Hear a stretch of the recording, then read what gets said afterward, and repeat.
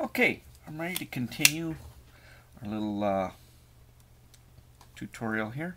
Now what I've done is, while the epoxy on these was still slightly uncured, I pushed these clay canes into it. I'm not sure how that's going to work out, but hey, everything's an experiment. So what I've done is I've already gone ahead and marked this at the 10 milliliter mark for the hardener, and then since it's 10 on the hardener, the epoxy will be 20, so 10 plus 20 is 30, so I've marked a 30 on there. And go ahead and start off here. Just get that where I can see it.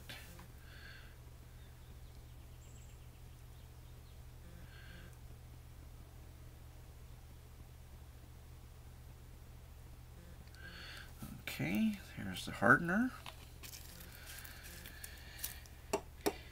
And pour the epoxy in there. And you have to be a little careful because this is almost as much as this cup holds. Liable to slosh a little out while I'm mixing it. Now I've got two colors here, as well as a white pigment, opaque pigment that I'm going to use. I'm going to split this epoxy up into two smaller containers to add the pigment to it, because I'm going to put a different color behind each one of these.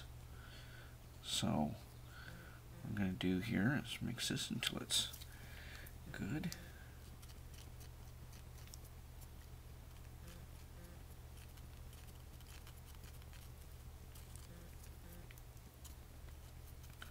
Scraping the sides and the bottom, make sure it's thoroughly mixed.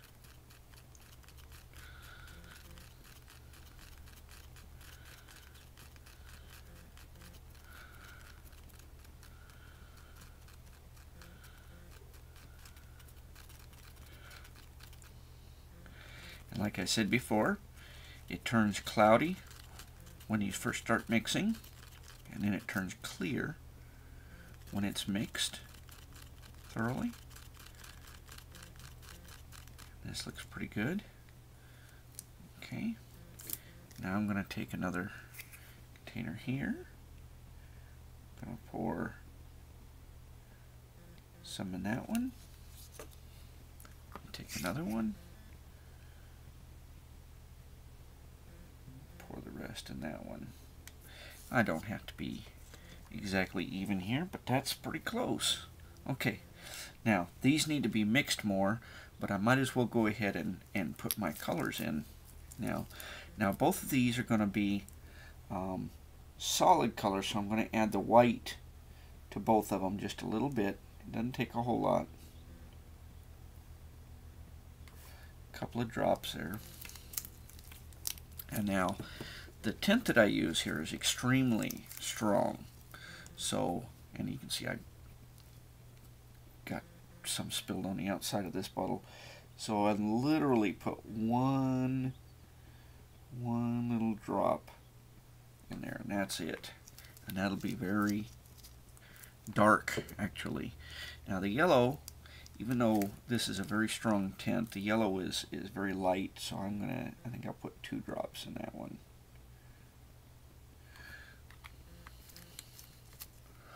I guess I need to clean up my my bottles at some point.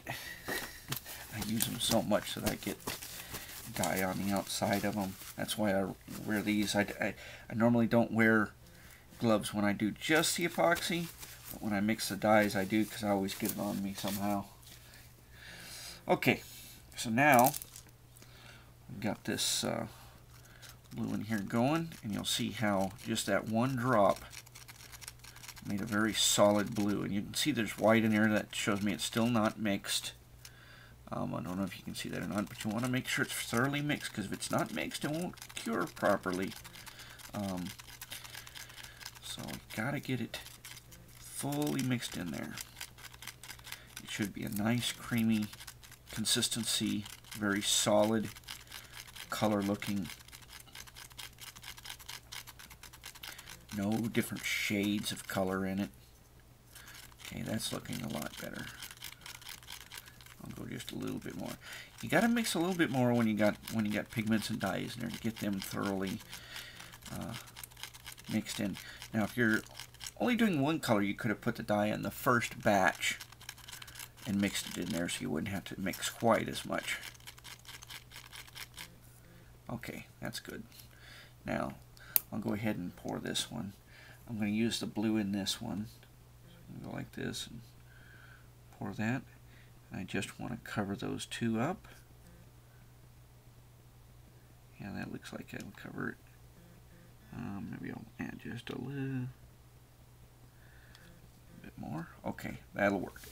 Take this and throw this in the rest of this in the trash. I could have found another mold and used it up, but do it that way for now.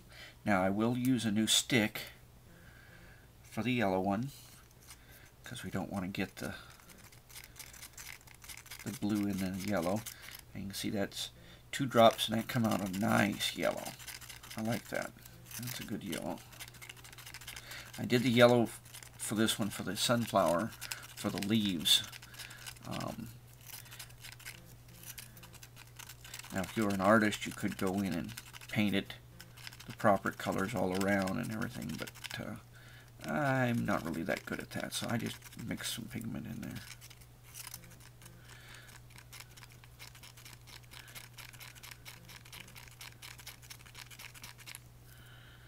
Okay, that looks good.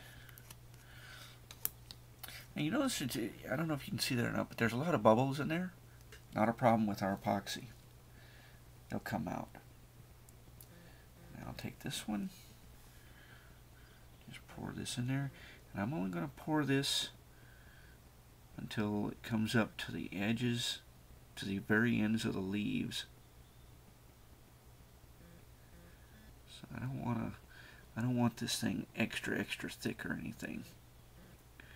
I just barely want it to be where the leaves are.